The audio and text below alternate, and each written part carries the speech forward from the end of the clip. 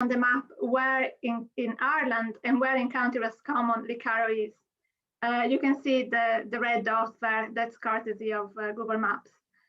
So you can see that Roscommon is in Connacht. It's in the west of Ireland, but it's just near the border with the rest of the country and with the east. And that's very important. We see in the next topic about Ballyleak that is really at the border between Longford and Roscommon. So that's Lecarrow. Sorry, that's Lecarrow. And I want to talk a little bit about Ollie Wells because some of you may be very familiar with Ollie Wells, but others may not. So I will have to try and cover for everything. So what are Ollie Wells? Well, obviously they are wells. So they are wells or springs of water. They're said to be holy because they're associated with saints. And normally they're associated with healing or curative properties by people of the community. That's very important because we don't know, in many cases, we don't know from a scientific point of view whether the waters of the Ollie Wells really have curative properties or not. There have been some exceptions. There have been some studies carried out. So, for example, I know that there is a well in County Kerry that was found to contain lithium. So it probably had some antidepressant qualities. But there were other cases where the water of the Ollie Well was found to have no chemical properties, no particular or specific chemical properties. So I think that the important thing is it's the people's belief in the power of the wells and the stories they tell about them and pass them on that ultimately make them holy. And the thing is, there is a very deep connection between mental health and physical health. So even if the water of the well is not really effective from an organic point of view or from a chemical point of view, the very fact that people engage in ritual and believe that it is effective can help them to recover if they're sick. Because for many diseases, the human body is actually able to heal itself. There is a self-healing mechanism. There is a self-healing mechanism at stake, and visiting a Ollie Well often helps the people to kickstart that healing mechanism. So I won't go into a lot of detail about that because that's probably a topic for another class, but it is really fascinating. It's a very fascinating topic. There is a big question among scholars as to whether Ollie Wells are pagan or Christian in origin. And the answer is it's difficult to assess. We don't know for sure. We know that Ely Springs were common in pagan times as well. So if you think about Celtic-speaking countries, there are similar wells or healing springs found in pagan times in Celtic countries. So if you think about modern France, what was in the Iron Age Gaul, for example, there is a shrine there dedicated to Sequana, who was a goddess, and that is the source of the Seine. And it looks like people went there looking for a cure because they found some votive offerings at the site. So that's an example. You can see the words Matta here and the pair of eyes being portrayed in this tablet. So the likelihood is that a woman named Matta went to the healing spring dedicated to Sequana, trying to find a cure for her eyes, and she left these tablets behind. So you can see the similarities with Ollie Wells, because normally people go to Ollie Wells when they are unwell and they're looking for a cure or for a favor, and they can go anytime, but especially on the pattern day. There is also a very widespread link between water and healing, and that occurs geographically and across times, cultures, religions. So if you think about the Indian river Ganges, it's very sacred and it's visited on pivotal moments in people's lives. And also in ancient Rome, there were many healing and thermal springs. And if you think about more modern times, the Lourdes water is supposed to have curative properties as well. Ollie Wells are not just unique to Ireland. However, there are many more olive wells in Ireland than in other countries. And sorry, yeah. Oh, what's going on? Oh, yeah. So we know that Celtic cosmology is focused on springs, among other things, as noted by Foley, who is a geographer. But we also know that in Ireland, well, there are thousands of olive wells.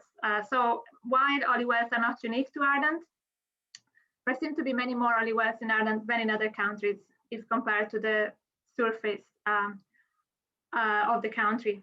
The thing about Ireland is that many olive wells are found on the sites of medieval monasteries. So they were possibly supplies of those monasteries, water supplies. And that is something that Logan, who was a medical doctor and a scholar here in Ireland, mentioned. Also, whether olive wells were pagan or Christian in origin, they're now usually associated with Christian saints. Often those saints were local, but not always. In the case of Lecarrow, for example, the olive well is associated with St. John the Baptist, even though perhaps at one stage the St. John commemorated by the well could have been a local saint. We don't know for sure, but John O'Donovan seems to think that. Okay, let's move on. Yeah, in the last few decades, there has been a lot of scholarly interest on olive wells all across Europe and the world, and especially in Ireland.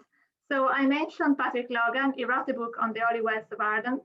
There is another book that is Fish, Stone, Water, Eating Waters, Therapeutic Landscape by Foley, and the Origins of Ireland's Olive Wells by Celeste Ray.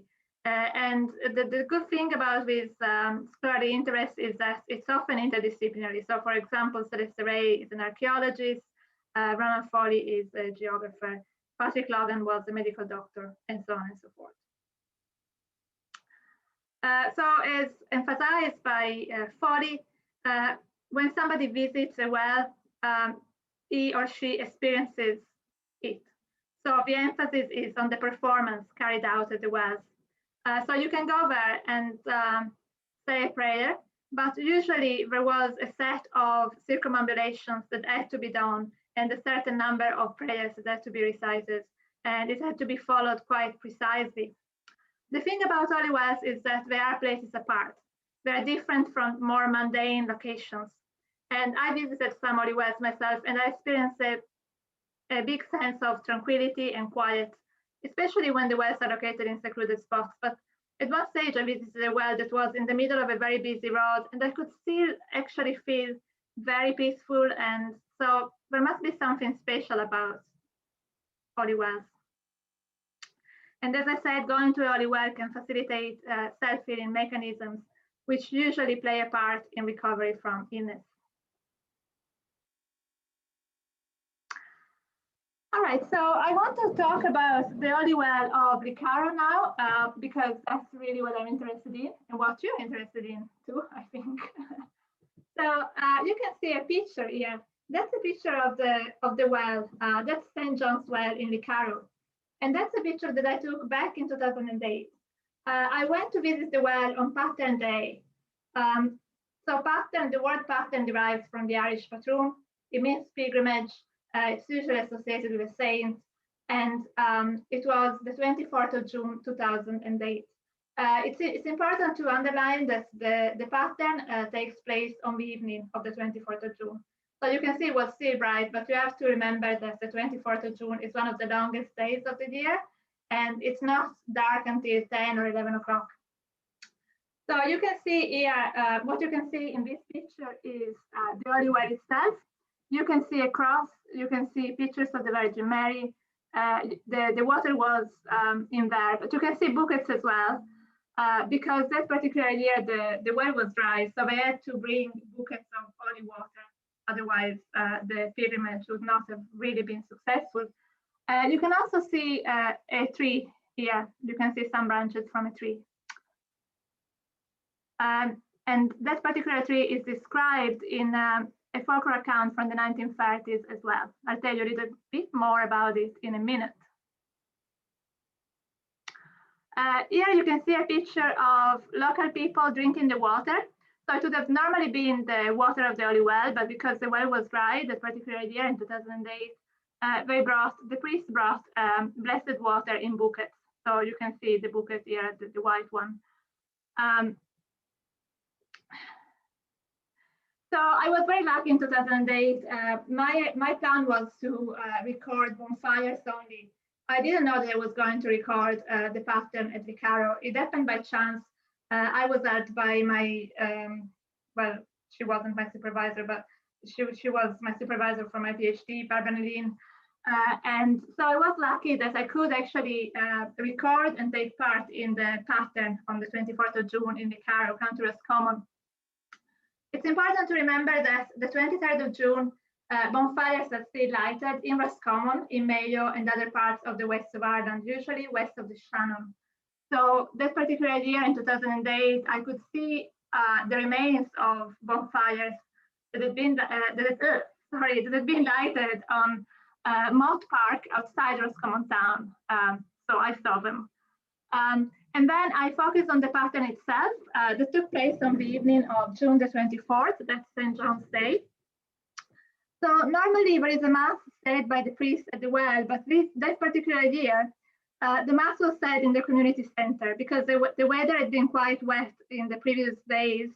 So they decided to say the mass in the community center instead.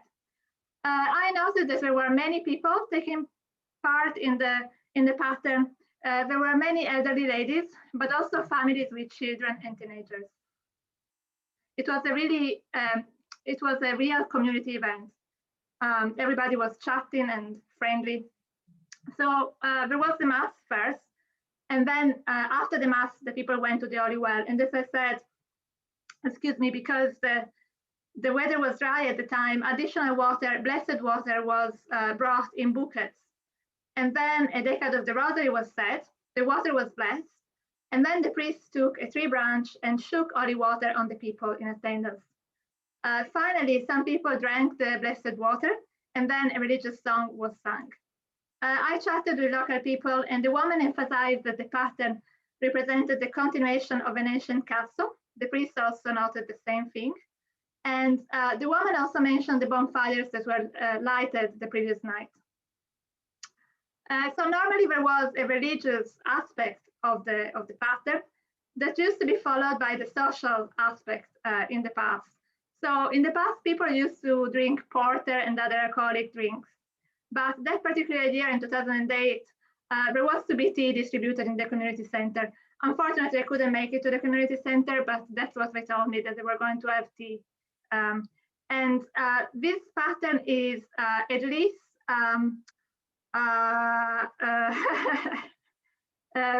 over 100 years old, because it's mentioned by John O'Donovan in his Ordinance Survey letters that date to the 19th century. They date to 1837 specifically. So John O'Donovan was an important antiquarian, and he went to the pattern himself in 1847 on June the 24th. And he mentions that the local priest at the time had tried to abolish it. It doesn't say why, but probably because of the porter drunk, and maybe there was faction fighting and something like that.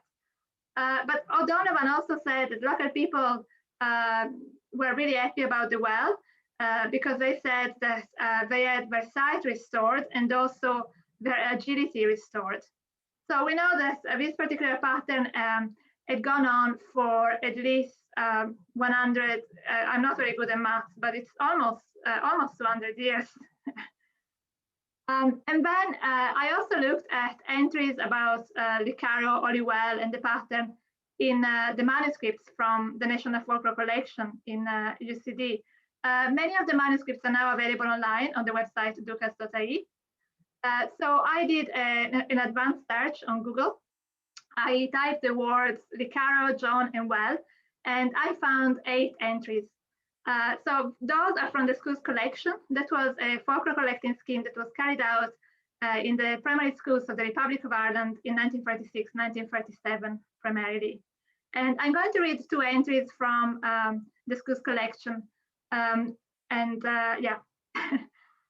St. John's Well. The well is situated in Lecarrow in a big field. Every year on the 24th of June, there is a pattern held. During the night or early in the morning, people visit the well and do a station in their bare feet. And when this is done, they drink the water out of the well. People always leave a small token and put it on the tree beside the well, such as a bed or an old piece of cloth. There is an old tree growing beside the well, and its branches are bending over it. St. John is supposed to have visited it. Now, the yellow is supposed to represent similarities with the current or recent occurrence of the custom, from 2008. So yes, the pattern is still done at night. It was done at night in the 1930s. It was done at night in 2008. And we saw the tree growing beside the well. The thing about the green is it indicates the difference. So people used to do a station in their bare feet in the 1930s. In 2008, I could not see anyone doing the station in their bare feet. And then I have a second entry from the manuscript. The name of our patron saint is St. John. The place is called after him. We keep St. John's Day on the 24th of June every year. It is a holiday. There is a pattern in Lecarrow, and there is a holy well also there. It is called St. John's Well. The old people go there and say their prayers. The children have a great day. There are always stalls with all sorts of fruit on them. There are games played there also. So we can see how people not only engaged in prayers, but there were also stalls selling fruit and games played by children. So there were no stalls at the time in 2008, but the children might have played some games in the community center later on. I don't know. But I came across other stories about this holy well also. So more specifically, there was a story about a hidden treasure of gold. That particular treasure was supposed to be under the two flat stones 1 meter from the well. There is also a story about men who started digging for gold under one stone. They found nothing, and then they stopped because the people said it was not right to be looking for gold near a holy well.